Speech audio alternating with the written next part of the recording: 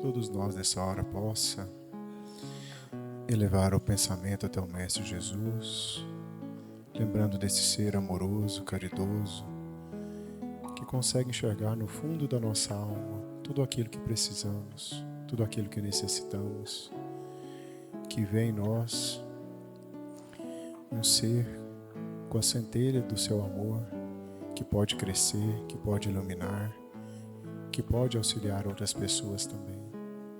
Mestre Jesus, que o Senhor possa nos envolver, afastando de nós todo perigo, toda enfermidade, fortalecendo a nossa fé, pegando na nossa mão, nos auxiliando a caminhar, e que a sua vontade seja feita na nossa vida, agora e sempre. Boa noite a todos, é sempre bom estar nessa casa, poder falar sobre Jesus, sobre o ensino, principalmente no assunto de hoje, né, que a princípio parece não ser tão íntimo, algo tão subjetivo, mas que hoje é o objetivo de estarmos aqui hoje, de desmistificar a respeito da fé, de apresentar a fé, esse algo tão pessoal, como um instrumento capaz de fazer com que os seus inimigos vá buscar o socorro solicitado.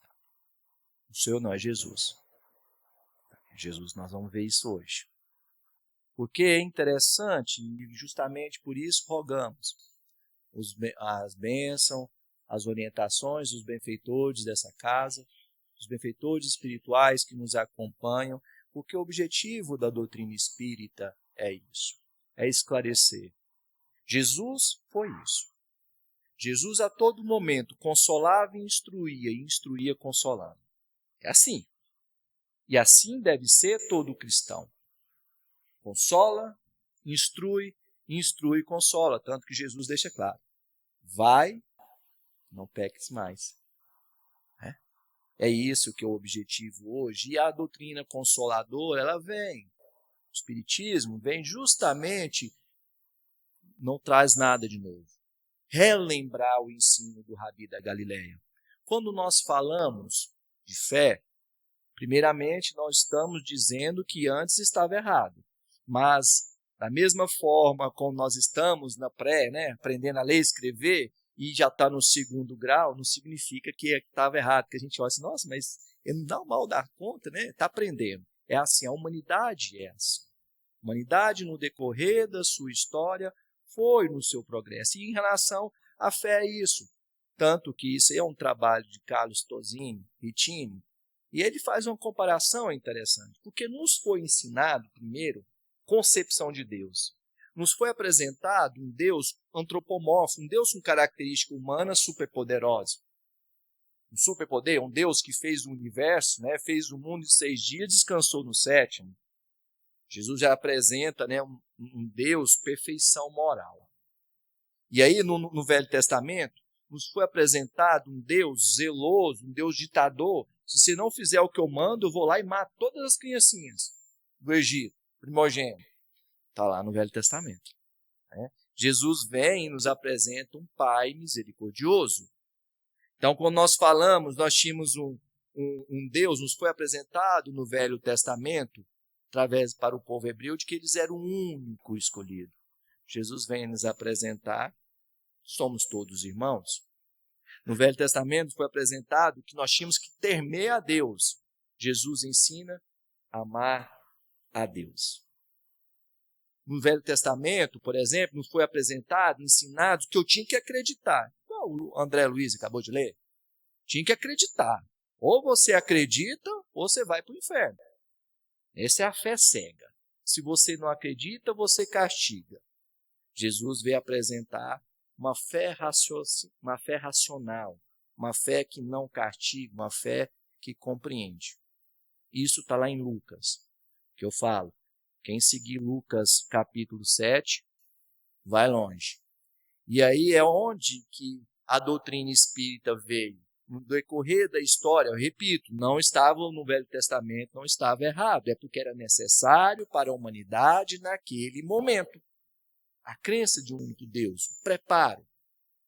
E aí, no decorrer da história, nós nos afastamos do Deus que Jesus veio nos apresentar, nos educar e nos aproximamos ao Deus antigo. Voltamos a fazer ritual, voltamos a fazer trato com Deus. Mesmo Jesus chegando lá, metendo o pé na porta da igreja, lá naquelas feiras que estava tendo lá nos templos, falando raça de víbora, né? Está lá na Bíblia, está no Evangelho, só com uma linguagem mais atual. Jesus foi lá e falou, não faz. Nós voltamos a fazer isso. Voltamos a ter fé cega. Fé cega, faca amolada, né? Quanto mais fé a cega, mais amolada a faca é. E é interessante, porque aí o Espiritismo veio, a doutrina espírita ela veio resgatar isso, rasgar esse véu, justamente para nos apresentar, ou nos trazer um outro consolador. Isso está lá em João 14, né? Que é bem interessante, eu gosto bastante dessa passagem de João, porque imaginamos, nós estamos convivendo com um professor, andando em tudo qualquer lugar do Goiás, Aparecida, né, Faina, Formosa, curando cego, fazendo aleijado andar. Filho, acabou o vinho aqui desse povo, vão lá mudar água em vinho, fazendo todo tipo de milagre. E de repente ele fala, vou embora. Imagina, vocês já imaginaram o desespero dos discípulos? É importante, quando a gente entender, para assimilar o ensino do Divino Mestre. E o povo não ficou com medo. Poxa, e agora? O que vai ser da gente? O senhor está falando que vai embora? Né? Ainda fala que um de vocês vai me trair. Isso foi naquela sessão na Santa Ceia, onde Jesus dá o gesto humildade, lava os pés. E fica uma dúvida, né? E aí Jesus vendo, Jesus já fala, olha, João 14, 1, 2. Não se turbe o vosso coração. Credes em Deus, credes também em mim. Jesus já fala. Calma. Né? Acalma-te. Na casa do meu pai há muitas moradas. Se não fosse assim, eu não vos teria dito. Vou preparar-vos um lugar. Jesus já fala, calma. Nós vamos falar de fé. Calma-te. E Jesus fala. Aí ele fala, na casa do meu pai há muitas moradas. Não é só aqui não. E ele continua, se me amais, guardai meus andamentos. Jesus fala, eu rogarei ao Pai. Jesus está falando, calma. Eu, Jesus, vou lá para o Pai e ele vos dará outro consolador para que fique convosco para sempre. O Espírito de verdade que o mundo não pode receber. E aí ele continua mais adiante, né, que o Pai enviará em meu nome e vos ensinará todas as coisas e lembrar de tudo quanto tenho dito. Motivo disso? Jesus já fala, olha, vou te mandar outro consolador, que vai te consolar. E que ele vos relembrar de todas as outras coisas. Então, o Espiritismo veio só relembrar o ensino de Jesus. E é bem interessante, porque nós estamos falando de fé. E aí já começa o primeiro passo a respeito de fé. Lembra que nós tínhamos um Deus antropomórfico? Depois passamos a ter um Deus Pai. E é a primeira questão no Livro dos Espíritos. A primeira. É muito inteligente o trabalho de Kardec. Muito. Eles não perguntam quem é Deus. A pergunta é, que é Deus? Interessante. Ele não pergunta quem é Deus, o que foi Deus. Pergunta, que é Deus? Esse é um grande passo para que nós começamos a entender a nossa fé.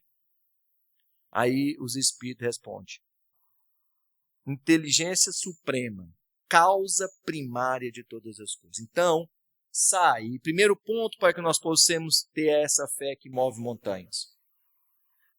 Um Deus inteligência suprema. Um Deus causa primária de todas as coisas. Um Deus que não castiga. Eu vou repetir, Deus não castiga. Deus não castiga. Tá difícil? Tá. Não é castigo de Deus. Porque Deus é bom, Deus é soberano, Deus é justo. E aí é onde nós começamos o primeiro passo de entender Deus como inteligência suprema, causa primária de todas as coisas, eu vou começar a entender a respeito da minha fé. O que é isso? E é interessante, até para que nós possamos ter essa fé raciocinada, que é a fé que Jesus elogiou. A única fé que Jesus elogiou em todo o seu evangelho. Porque vão concordar. Quem discordar comigo pode falar. Deus é perfeito. Vocês concordam comigo? Deus é perfeito. As coisas de Deus não se conflitam. Tudo de Deus é perfeito. E Deus respeita a sua liberdade. Como ser perfeito, como inteligência suprema, Deus estabeleceu suas leis. Suas leis. Lei da gravidade. Né? Posso ser o melhor bonzinho do mundo, mas se eu souber do 20º andar e pular, eu vou cair. Lei da gravidade. Lei de Lavoisier. O pai jovem deve saber, na natureza nada se perde, nada se cria, tudo se transforma. Lei de Lavoisier. Lei de ação e reação. Porque as leis de Newton, que 2 corpos, então Deus fez as leis, é a inteligência suprema. E no livro dos Espíritos tem as leis morais. O que acontece? No decorrer da história, a ciência falou, olha, eu sou dona da verdade. A religião falou, eu sou dona da verdade. E agora elas estão voltando, porque tudo vem de Deus. As coisas de Deus não se conflitam. Isso vai ajudar na nossa fé, na fé que cura. Isso vai ajudar na fé que dói, para consolar a dor. E a ciência e a religião caminham juntos. Não sou eu. Albert Einstein, no simpósio, na conferência de filosofia em Nova York. Bem interessante que Albert Einstein fala.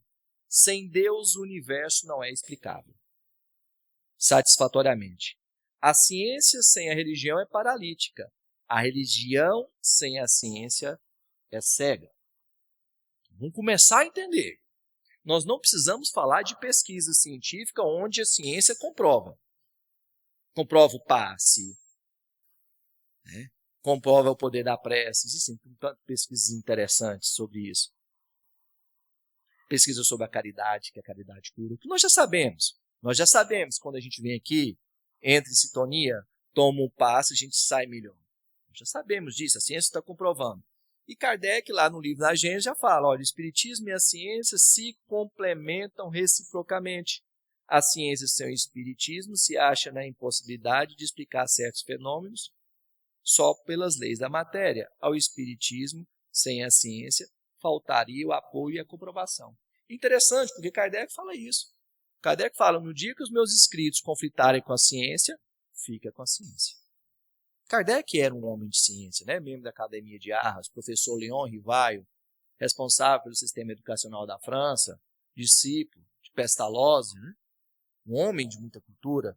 E aí a gente começa a entender isso. Então, ciência e religião caminham. Tanto que o ano passado, o ano retrasado, salvo engano, o Conselho Federal de Medicina instituiu uma comissão. Comissão Federal de Medicina, de Comissão de Saúde e Espiritualidade. O que essa comissão fala? Médicos estudam de forma científica a religião, a espiritualidade, a influência, investigar cientificamente. Por que nós estamos dizendo isso? Para que nós possamos entender essa fé, a fé que vai mover a verdadeira montanha que somos nós. Por que é interessante isso? A doutrina espírita ela vem nos dar uma interpretação, uma compreensão sobre o ensino do Rabi da Galileia, que muitas das vezes não foi compreendida no seu monte, no Monte Sinai. Muitas das vezes não foi compreendida. E aí a ciência vem confirmar isso, compreender que ciência e religião vai essa fé, que em vez de, como a gente entendia, vou mover aquela montanha, não, mover a verdadeira montanha. Essa é a fé, que muda, que cura. E aí aonde vai o livro dos Espíritos? Kardec, depois daquela questão relacionada à ciência, ele pergunta, né? Onde pode encontrar prova da existência de Deus? Os Espíritos já ensinam, no axioma que aplicais às vossas ciências, não há efeito sem causa. Interessante isso. Utiliza o raciocínio. Quer dizer que acreditar em Deus não é acreditar. Emmanuel vai ensinar. Nós vamos ver isso hoje. O objetivo é a gente sair hoje nesse sentido. E o Kardec ainda continua a respeito da fé. Ele fala, o sentimento, na questão 6, o sentimento íntimo que temos da existência de Deus não poderia ser fruto da educação ou resultado de ideias adquiridas? Os espíritos respondem, se assim fosse, por que existiriam os vossos selvagens sentimentos? Fé é inata, todos temos. E a fé, ela é exercitada. Podemos praticar. Então, eu não dou conta, eu não posso ter fé, pode. Todo, é inerente ao ser humano. A crença no espiritual faz parte da nossa existência porque nós somos seres espirituais.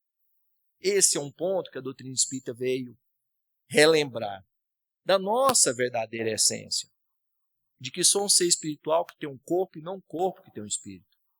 Esse é o primeiro passo, que quando eu começo a compreender que a minha verdadeira essência é um de ser espiritual, a minha montanha pode ser movimentada, conforme a vontade de Deus. E aí essa fé, que quando nós começamos, nós estamos falando sobre fé. E o que é isso ter fé? E o como podemos mover montanhas. No livro Consolador, pergunta para Emmanuel, na questão 354, pergunta para Emmanuel, poder-se-á definir o que é ter fé? Então, esse livro, para quem não conhece, é bem interessante esse livro de Emmanuel. Juntaram, né? São várias perguntas e respostas, onde Emmanuel vai responder muito parecido com o livro dos Espíritos. E aí, quando indaga isso, Emmanuel ensina.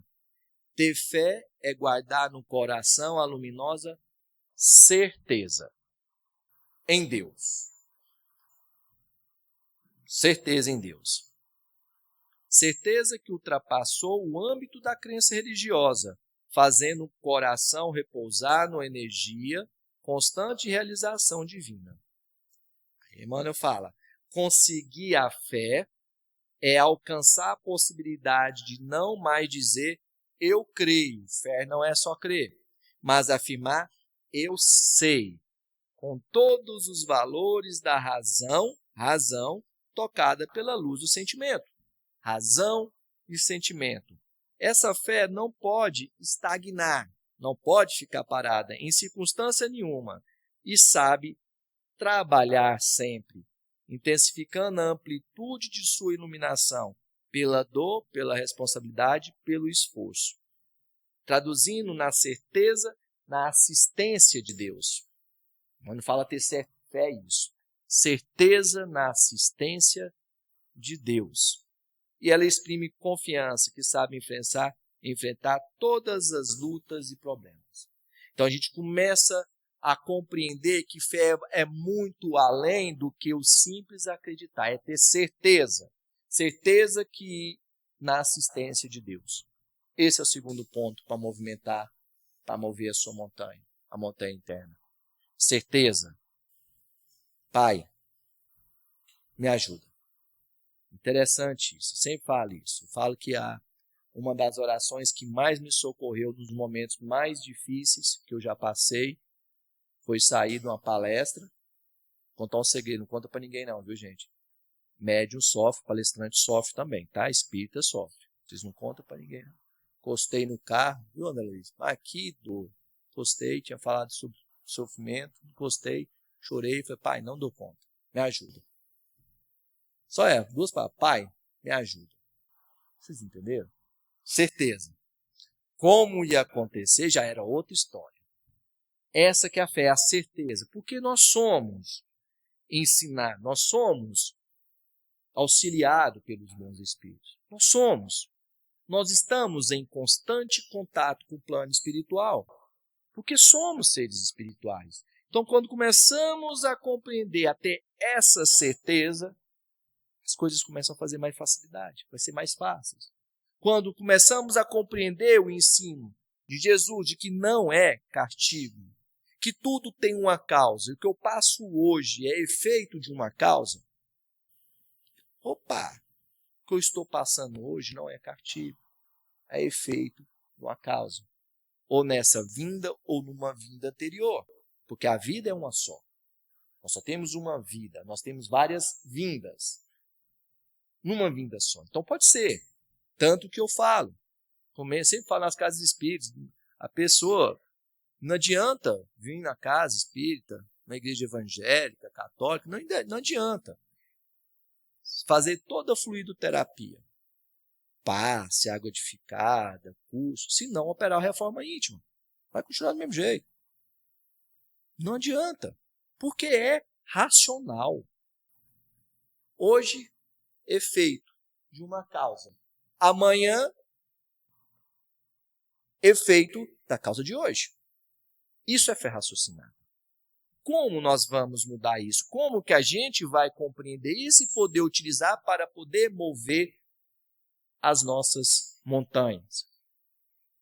E aí é onde que nós vamos entender algo bem interessante no ensino de Jesus. O Rabi, ele, depois de pregar, curar, ele foi para Cafarnaum, estava a música até agora falando, né? E aí é interessante. E aí ele passou em Cafarnaum e foi abordado. E é interessante, porque quando nós começamos a ler o Evangelho, Jesus só elogiou a fé em 2 oportunidades. Em 2. Para aqueles que às vezes acham que eu não tenho fé. Jesus só elogiou a fé em 2 oportunidades. Uma na passagem do centurião de Cafarnaum, outra na mulher da Cananeia. Nenhum deles era judeus, tá? E vocês vão observar que Jesus critica a fé de quem? Dos apóstolos. Interessante.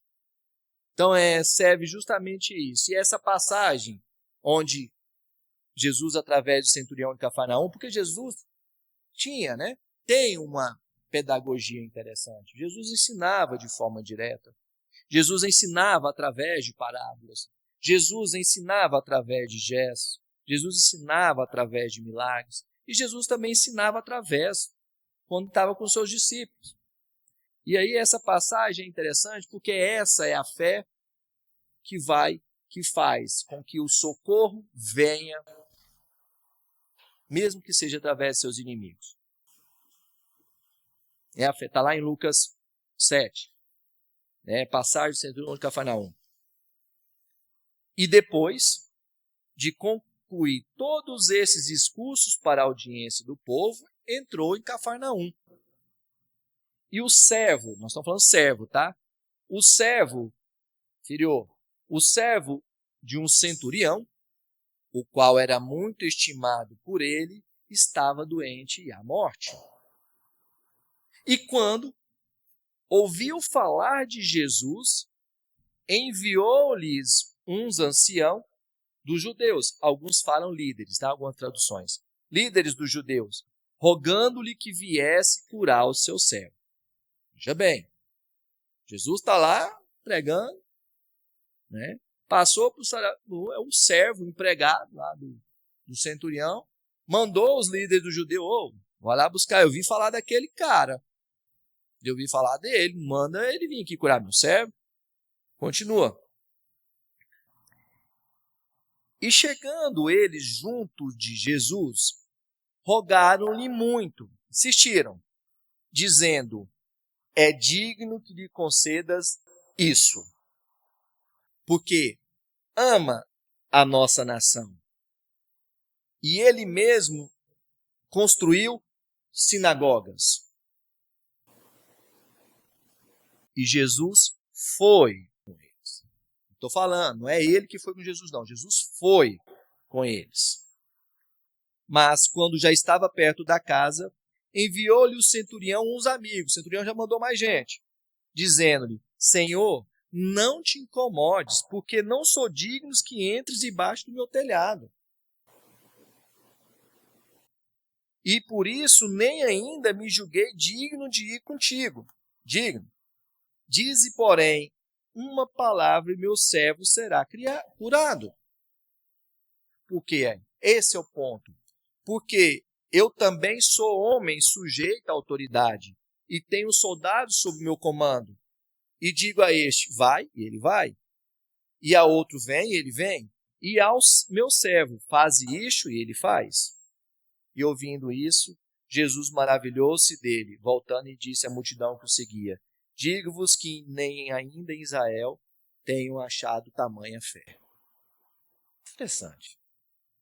E aí a gente vai parar, porque isso é fé raciocinada, para que nós possamos entender, né, que a fé é essa aqui.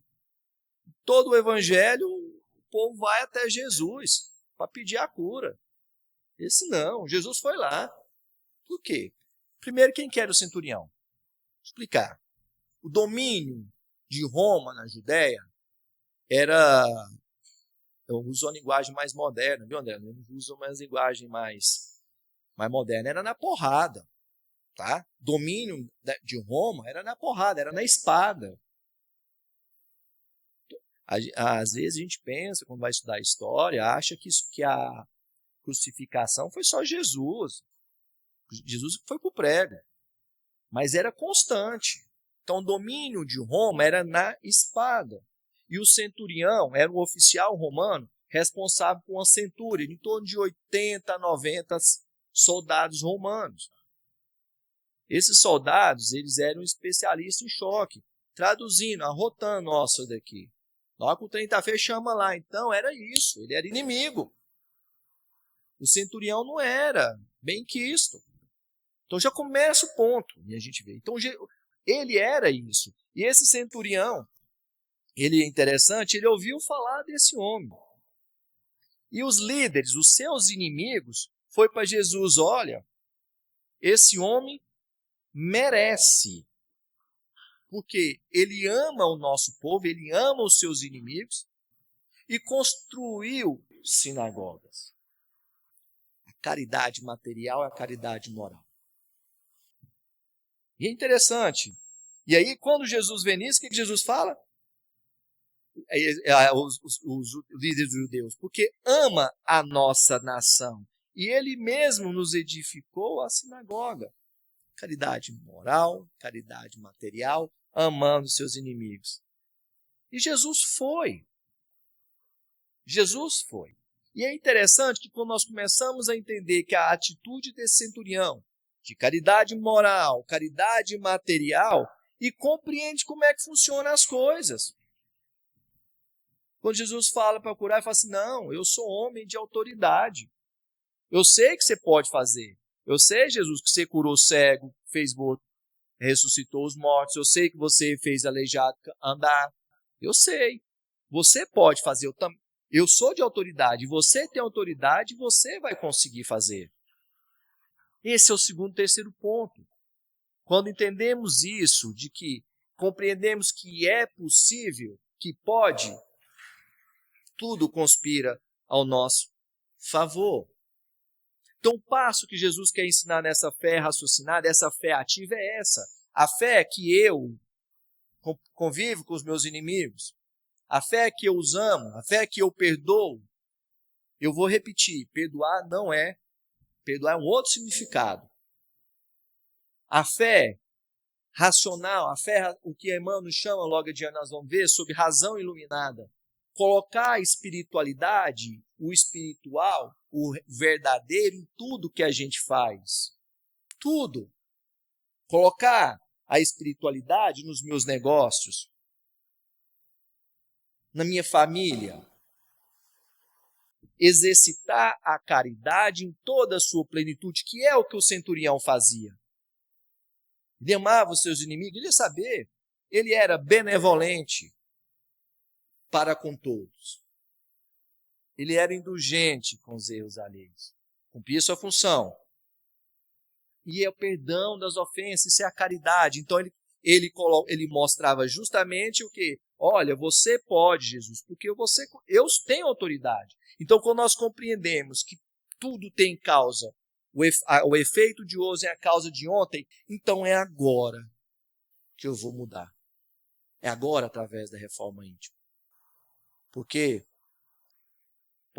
se eu fumo 40 anos, vou fazer todos os exames e continuar fumando, vai. E essa é a fé raciocinada. E aonde que Emmanuel vem explicar isso, vem explicar que sob razão eliminada. Porque não podemos dissociar fé e ciência. Não podemos dissociar razão. Pai, tá difícil, tá? Nossa, pai. Sei que eu faço. Me ajuda. Aí você faz a prece. E aí a gente entende. Porque nós quando nós falamos a respeito dessa razão iluminada, é o que nós unimos tudo, colocamos em nossos atos. E Emmanuel explica, nos círculos espiritistas, muito se tem falado de uma fé raciocinada, mas poucas vezes em uma razão iluminada. Se é certo que o sentimento sem a fiscalização do raciocínio pode conduzir ao absurdo, o raciocínio sem o sentimento pode conduzir ao absurdo mais lamentável. Começamos a entender, a fé é isso. Está difícil? Tá. Prece. Caridade. Caridade, a caridade do centurião de Cafarnaum. Material. Olha, eu não vou precisar não. Cura meu inferior. Vocês entenderam isso? Onde que está o caminho nessa fé? Essa fé raciocinada? Essa fé ativa que Jesus elogiou? É isso. É aonde nós começamos a compreender, Elvésio, como é que eu faço? A primeira lei do livro dos Espíritos. Lei da adoração, a prece. Onde os Espíritos nos ensinam como orar. Não precisa de ritual. Lembra do Deus antigo fazia, que Jesus veio apresentar? Jesus fala, olha, entra no quarto lá, sozinho e chora. Estou traduzindo para o goianês, tá, gente? Jesus falou na linguagem mais bonita, tá? Joelho. Cara, tá difícil? Tá. Pronto. Pai, não dou conta. Joelha. Por quê? Aí a gente começa a entender, compreender isso, porque aonde entra no quarto, aí você faz sentido. Porque a fé, como eu estou falando, nós somos seres espirituais e nós somos influenciados pelos espíritos. Os espíritos deixam isso claro. Kardec indaga. Influencia os espíritos em nosso pensamento e em nossos atos? Os espíritos respondem, muito mais que imaginei. Influem em tal ponto que de ordinário são eles que vos dirigem. Então, somos antena de televisão. Emite sinal e recebe na mesma frequência. Se eu estou sintonizado na Rede Globo, eu não vou pegar canal da Bandeirante. Se eu estou sintonizado no programa da Bandeirante, no canal da Bandeirante, eu não vou pegar programa da Rede Globo. Ponto. É lei. É lei. Lei natural. E já é logo na primeira oração, na primeira lei. Quando vem falar da prece, isso que o livro dos Espíritos só vem relembrar o que Jesus fala, deita no quarto e fala. Os Espíritos nos ensinam, a prece precisa de ritual? Se lhe for útil, faz. O texto funciona? Funciona, mas se não for com fé, não vai funcionar. A oração pode ser longa? Pode. Mas é isso que vai resolver? Não, os Espíritos nos ensinam. Oração é intimidade, é conversar. Eu sempre conto essa história. Né? Eu tenho um amigo que é apóstolo da Igreja Evangélica, da Assembleia de Deus, ele é argentino, né? E um dia nós conversando, e ele falou, você fala essa história, deve ter falado aqui. E aí ele falando, a esposa dele é pastora, né? Ele falou assim, eu abro para a Célia, não precisa pular, gritar. Não, eu abro com o Espírito Santo a todo momento, a toda agora. Isso. Quem é pai de menina aqui sabe. Alguém aqui já chegou no seu pai e falou assim, excelentíssimo senhor, papai, venho respeitosamente a vossa excelência pedir para que o senhor me deixe ficar até mais tarde jogando videogame. Ponto. Alguém já fez isso com o pai? E se for filho e mulher, só fala assim, pai. Não é? Isso. Quem tem formalismo para conversar com o pai? É isso que os espíritos nos ensinam. Nos fazem lembrar o ensino de Jesus. Prece é isso. Razão iluminada a todo momento, porque nós somos amparados e é o que os Espíritos nos ensinam. Então, quando nós começamos a entender e compreendemos as leis naturais, lei da adoração, compreender que a prece resolve, a prece cura, que compreender que precisa, que tudo tem uma causa, que não é castigo de Deus, que o meu hoje é o efeito do ontem. Então, basta eu trabalhar no meu hoje para melhorar o efeito do amanhã. Que Deus é bom, Deus é soberano, Deus é justo. Errou. Começa. Errou de novo. Começa, não tem problema. Kardec indaga, é interessante isso. Ele pergunta aos espíritos, né? Quando ele vai falar sobre o bom espírita, né? Fala que o bom espírita, o bom cristão, é aquele que tenta. Ele não fala o que é. Aquele que tenta melhorar cada vez mais. É o esforço, é o trabalho. E isso só vai através da caridade. A caridade em toda a sua amplitude. A caridade, como Jesus ensinou, indaga aos espíritos. Kardec indaga aos espíritos. Qual o verdadeiro sentido da caridade? Vírgula, tal qual entendia Jesus. Os espíritos explicam. Benevolência para com todos. Né? Ser bom. Indulgente com os erros alheios. Perdão das ofensas. Jesus foi isso, é isso que todo cristão tem que ser. Jesus foi isso, Jesus foi benevolente para com todos. Curando cego, transformando água em vinho, consolando. Jesus foi benevolente para com todos. Jesus foi indulgente com os erros alheios. Quando ia apedrejar aquela menina. Não era mulher não, tá? Pela idade era menina, tá? Que chamava ela de prostituta. Era menina, isso foi, a teologia mostra o contrário. Ia apedrejar aquela menina. Jesus vira assim e fala assim, olha, cadê aqueles homens? Cadê que eles estavam te julgando? Eu não te julgo. Jesus foi indulgente com os erros alheios. E perdão das ofensas. Isso é caridade. E é interessante também que nós possamos compreender a respeito de perdão. Porque é a fé que move montanhas. É a fé que vai mover minha montanha. E a fé que vai me tirar do chão e fazer com que eu progrida é através da caridade. Através da caridade. Da benevolência, indulgência e o perdão. Porque perdoar não é você esquecer a dor. É necessário, até porque não possa acontecer de novo. Perdoar, às vezes, não é você voltar a conviver com a pessoa, porque você vai ter que ficar longe dela. Perdoar não é esquecer a ofensa, já falei, isso é Alzheimer. Perdoar, às vezes, você vai ter que chamar a justiça. Então, perdoar não é vingança própria. E aí é interessante, qual é o conceito melhor?